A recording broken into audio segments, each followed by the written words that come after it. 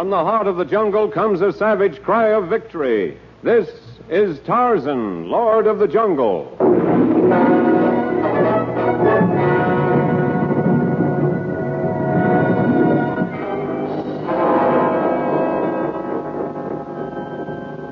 From the black core of dark Africa, land of enchantment, mystery, and violence, comes one of the most colorful figures of all time, transcribed from the immortal pen of Edgar Rice Burroughs, Tarzan, the bronzed white son of the jungle. And now, in the very words of Mr. Burroughs, the story of None So Blind. The floor of the concert hall was a bed of petals from 1,000 jungle roses. The ceiling was the starlit equatorial heaven, and the walls were of living fern that grew even higher than the 7-foot-tall warriors of the Shilluk tribe. The Shilluks wore 2 huge cones of matted hair on top of their heads, and members of other Kabilas could be identified by egret headdresses, brass anklets, decorative bones that pierced the nose, saucer-like lips, and other tribal marks and ornaments. But every member of this strange audience had one thing in common: the rapt attention with which they watched every movement of the violinist's bow, drank in each exquisite note of his closing number. And not even in Carnegie Hall or the Conservatoire de Musique had Johann Vermeer given a more inspired performance.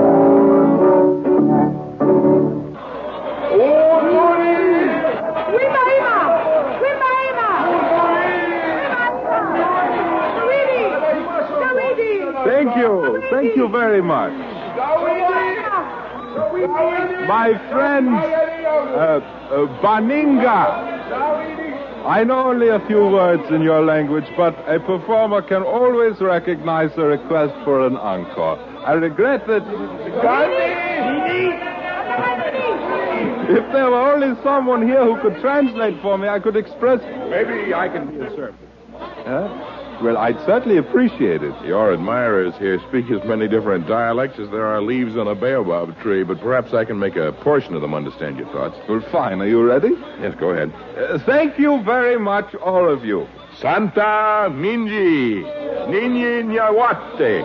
I'm sorry, but I can play no more this evening. Nikitiko Tendokamo. I am very tired. Mimi Chaku. And my wife and I must prepare for a journey tonight.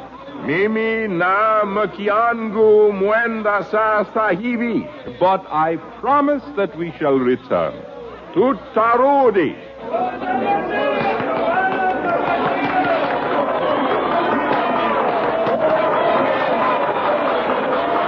You certainly helped me out of a tight spot. Your speech was a very gracious one, Mr. Vermeer. It was a great pleasure to be able to relay it. Come along backstage with me, won't you? That is, if you can refer to that bamboo lean-to they erected for me as backstage. I'd like you to meet my wife. Oh, that very attractive woman who accompanied you? Yes. It's always very convenient for a soloist to fall in love with an accompanist. Antoinette! Over here, Johann. I'm trying to make these men understand about the piano. Oh, I'll take care of it, dear.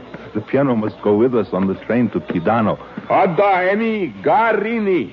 Oh, yes. And I have been yelling myself hoarse. Who is your clever friend, Johann? Huh? I'm afraid I forgot to ask him his name. Je m'appelle Tarzan, Madame Vermeer. Vous êtes français? No, I'm not French, but it was the first civilized tongue I learned. Well, you are a very accomplished linguist, Monsieur Tarzan. You have obtained his services on our trip, Johann? It would be wonderful if you could come with us, Tarzan. I can't speak a word of their language. Oh, now, you did use the native word for friend. Well, as a child, I knew a few words, but most of them are forgotten. Your music speaks an international language. I'm sure you'll not have any trouble on that score. I hope not. Our trip will take us into more than 24 small native villages and will be gone for several months. Frankly, I'd planned to spend this spring realizing a lifelong ambition, trying to be a composer. But Antoinette dreamed up this little concert tour. I said it was his duty. Oh, in what way? My father was Jan Vandermeer. I shorten the name, as you may know. He founded the great cotton industry in Africa. He made a very substantial fortune, but not without the help of thousands of natives. I'm trying to repay a little of that debt. You see, Monsieur Tarzan, if Johann's papa had not made a great deal of money, Johann might not have become a great virtuoso. And certainly could not have afforded to study in Europe for many, many years. And worst of all, I would never have met Antoinette. Thank you, husband. You're doing a wonderful thing, both of you. So many criticize the natives for their lack of education, and so few do anything about it.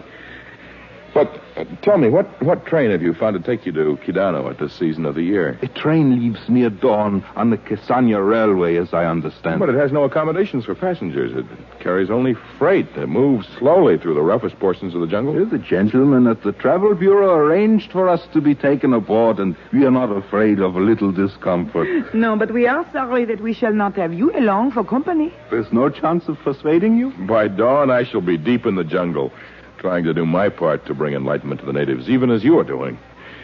Right now, violence threatens to explode at any moment. Be cautious, my friends.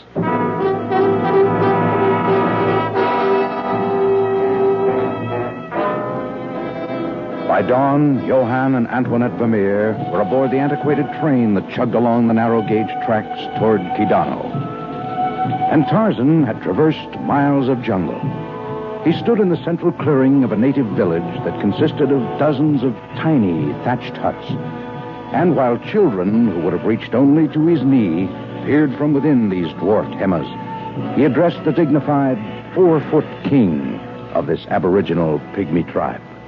Kipulma, violence is not an answer to the problem that threatens all of Africa. Raids on the white man's cities, the ambushing of safaris, and the killing of their soldiers will only invite bullets in return. That's why Kopulmi sent for Tarzan. Young men of tribe not see this. By time Kudu the sun, high in heaven's first act of what you say, violence will be done. What sort of an act of violence? In Kidano is many askari of white men. Yes, there's a troop of soldiers at Kidano, but they have made no move against your people. Not have many small arrows that bring death. No, I suppose they haven't much of a supply of ammunition. But Kari bring much ammunition. The Casallo railway train that left this morning for Kidano carried arms and explosives? Nadio, but not get to Kidano. What do you mean? Bridge at bottom great hill, destroyed by young men of tribe. Kipulmi, if the train reaches that bridge, 2 of Africa's greatest friends will die. And all of the Dark Continent may be plunged into war.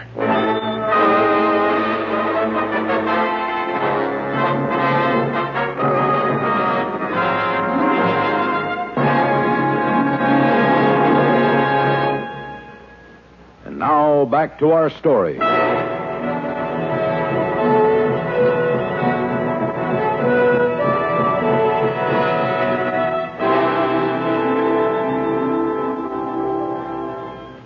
At the bottom of the great hill, that was how the pygmy chieftain had described the location where his warriors had destroyed the bridge.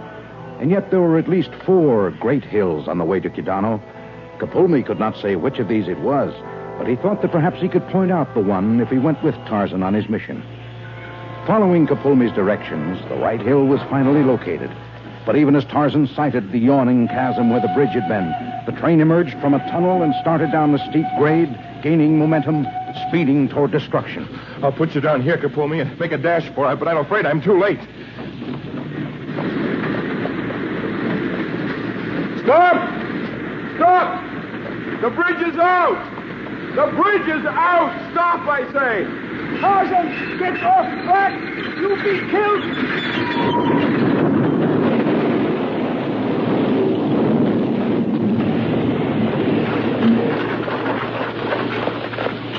Only last coach go off track, Tarzan. That's right.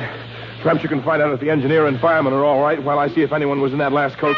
Someone help! I'm coming, Mrs. Vermeer.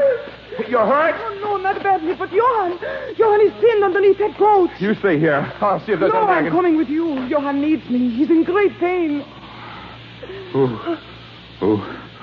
What's with you, Tony? Keep these Tarzan. How did you get here? I thought... Save your strength, Mr. Vermeer. Let's see. Oh, your arm. Can you feel anything in it? Oh, great pain. My arm and my shoulder. I might be able to pry your shoulder out, but your arms... What can be done? You've got to get me out of here. You can be saved, but your arm... You mean someone will have to amputate? No. No, you can't do that. But many men have been forced... Many men? I'm a violinist. I've given my life to my work. You can't cut off my life. That's what you've been doing. Here's the train crew. Tell them I have There are never more than 2 men on these crews, and it would take hundreds to lift this coach. Even if there were elephants in this part of the jungle, there might be a chance. I won't let you do it. I'll die first. I won't... Oh, He has fainted with the pain. The decision must be made at once, Mrs. Romero. If we delay too long, it will mean infection and certain death. If you use that knife you carry, there will not be infection? I have a native with me, a pygmy who is unerring in finding roots that make an adequate antiseptic, but nothing is sure, of course. Oh. However, I will do nothing without your permission. Johann will hate me, but I give the permission. I would rather have a live husband than a dead violinist.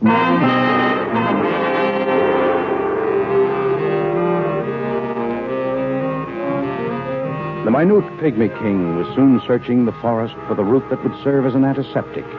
And when he returned, he also bore a strange jungle weed that he mashed and mixed with a rare herb to form an anesthetic. And then, as the African sun beat down upon the unconscious Vermeer, Tarzan wiped his brow and set to the task that would free the great violinist from the demolished train coach.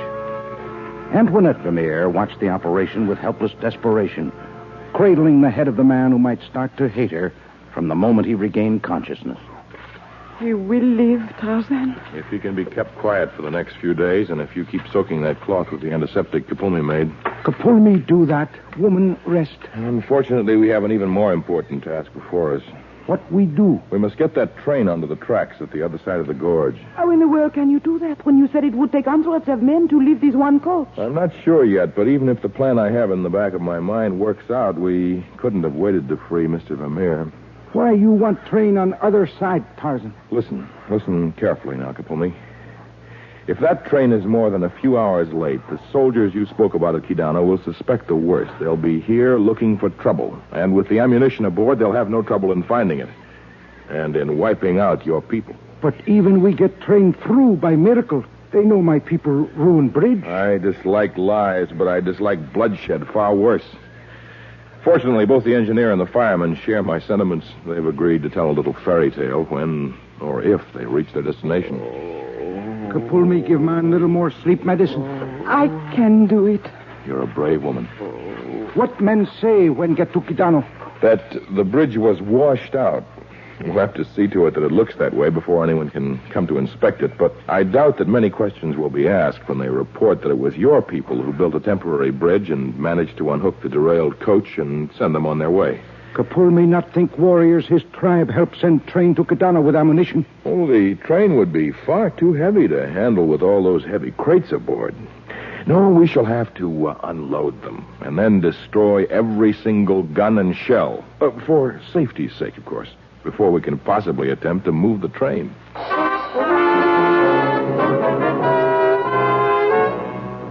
By late afternoon, Tarzan had felled a mighty tree and laboriously hollowed out its enormous trunk. As the sun descended over the Congo, a jungle animal made the next contribution to peace, for its hide, stretched tightly over the hollow trunk, formed a huge talking drum that soon broadcast a message to Kapulmi's people.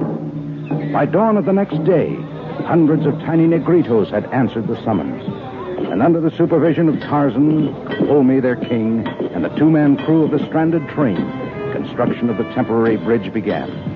The sound of axes rang through the jungle, metal was forged in a crude furnace, and the dwarf natives did the work of giants as the bridge sprang into being and the cumbersome train was conveyed to the other side of what had been a yawning chasm only hours before.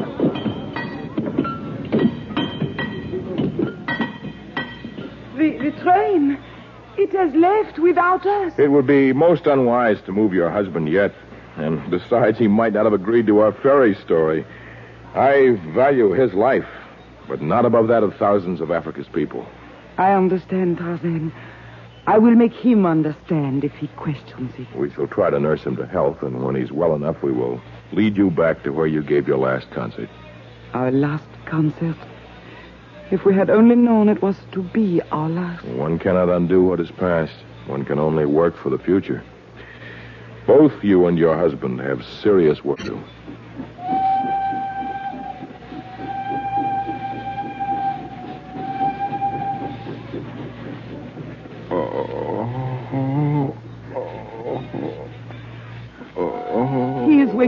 Tarzan. I thought he never would. The train. It's gone. They're leaving us It here. was necessary to send the train through to Kidano in order to avert a war. But how? Tarzan and a lot of little pygmies built a temporary bridge from huge logs and managed to get the train onto the other side of the castle. Fantastic. And how did you get me out of the... No, you couldn't have done this to me. Tarzan, Antoinette! My dear, it was the only way. Everything ready, Tarzan. Kapulme have light fuse. What the devil are... What's that all about? Who's that small native? What does he want? Quiet, darling. Don't upset yourself more than you can help. This is Kapulme, Mr. Vermeer. His men unloaded the ammunition that was aboard the train, and we're destroying it before it destroys Africa. I hope you put it far enough away from here, Kapulme. Not far from here, but safe. It's behind that big pile of rocks over there. Not... Johann, you shouldn't be up. Johann, come back! Mr. Vermeer, the ammunition's in that direction. In a few seconds, it'll go off. Once more, Tarzan raced with death as Vermeer, weakened from loss of blood but strengthened with the mania of self-destruction, sped toward the ammunition pile that would explode in a matter of seconds. His wife moved to run after her husband and his pursuer, but a small, dark hand of incredible strength restrained her. Vermeer neared the rocks as the fuse sputtered inches away from its goal, but suddenly he was swept off his feet, and a bronze jungle man carried him in outstretched arms and dashed for safety. At any moment, rock splinters would fill the air, and...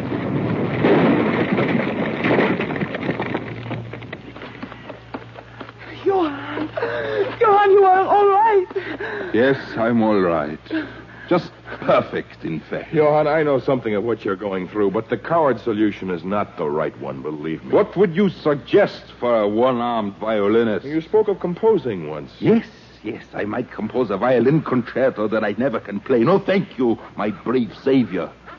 You stopped me once, but the jungle is big.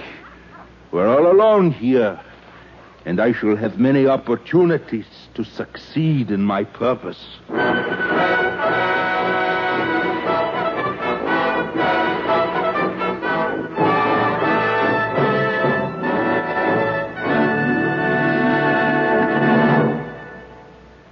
And now, back to our story, None So Blind.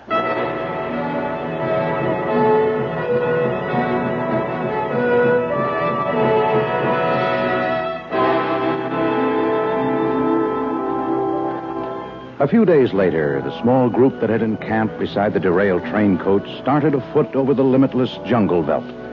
Kapulme, who led the party, held his spear, the traditional weapon of the pygmy, in readiness.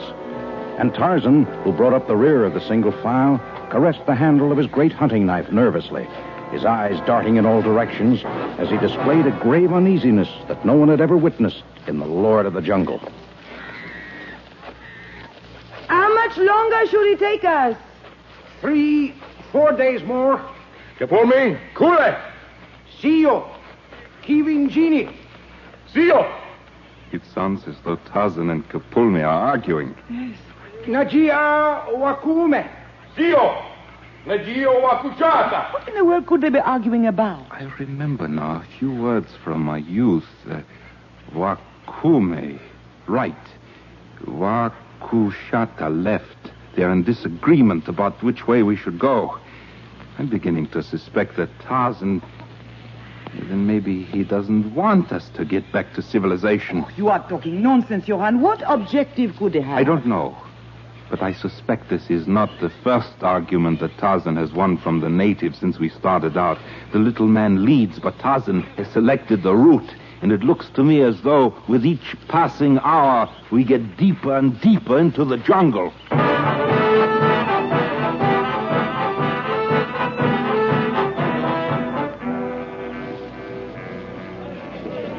Johann, I know how you feel, but life must still hold something for you. Was not the native village we just left most interesting? I suppose so, for those who like sightseeing. Not fall back, Bona. Bibi is land of Kifaru. Who is Kifaru, Tarzan? Kifaros are rhinos. It's best to avoid them. They make poor household pets. This is all pretty scary, but it is thrilling. No, Johann? The animals, those native musicians with their funny instruments. The dancers jumping up and down on those huge drums and... All right, Tony, that's enough. I'm not interested. My only interest in life is gone. Watch out! Danger! Kifaru! Come back, you fool! You're crossing between the rhino and water. A plain invitation to death.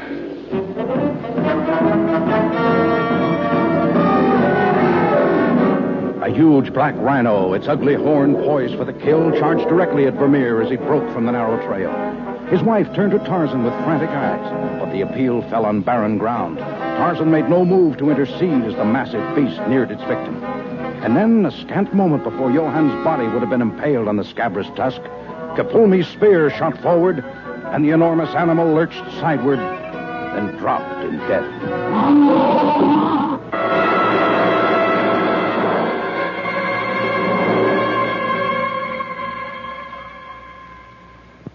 Johann, how can you do this to me?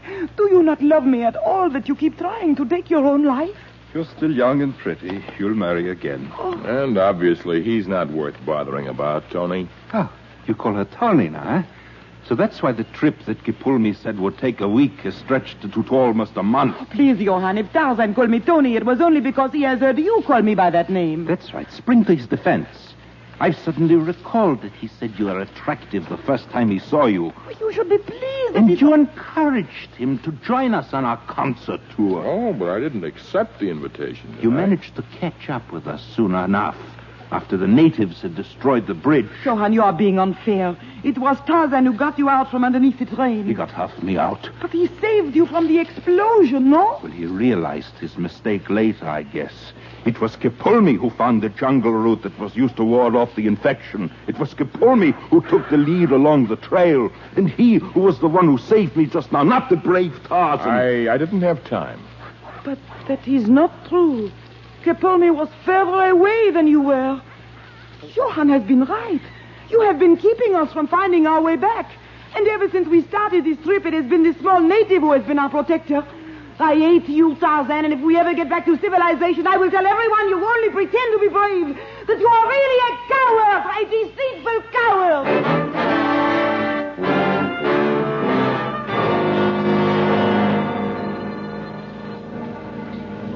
Well, by tomorrow at this time, you will be able to board a ship for home. No thanks to you. What is this strange contraption, Kepulmi? Esumbi. It's a native game, similar to checkers. I didn't ask you. Kepulmi wants to amuse you, Johann. I'm not a child who needs amusing. Could you not try the game, Johann? He has been carving out the little figures ever since dinner time. All right, all right. Well, there, I've moved, if that's the way you play it. Do you have to fondle every piece before you make your first move, Kepulmi? Watch out, Kepulmi! Oh, what a venomous-looking insect you killed, Tarzan. Another moment and it would have bitten you, Kepulmi. Not feel insect. It not have scent. But it was on you. Couldn't you see it? Kepulmi not able to see. You couldn't mean that you're blind. It isn't possible. Kepulmi think you know. Name Kepulmi 2 words. Kipafu, blind person. Mafalmi, king. The blind king. But everything you did, leading us on the trail, finding the roots that saved my life, the accuracy of your spear. He lost his sight many years ago, but being a king, he knew that he must learn how to be without sight and still be a leader. He was not willing to quit, Johann. So that was the reason for your every act, Tarzan. You were determined to make me find out for myself the meaning of moral strength. Please, forgive us both for what we have said and thought, Tarzan. Gladly, if Kepulmi's example has done any good. What can I say when I owe my life to a 4-foot king who has no eyes but great vision, and I owe my soul to a man who preferred being called a coward to permitting another to be one? You will come home and try now to become a composer, Johann? My first symphony is already half written in my mind. It contains the weird reed instruments of the Congo, the elephant tusk trumpets, naked feet on huge drums, the clinking of brass anklets, the roar of jungle animals, and the great heart of all Africa.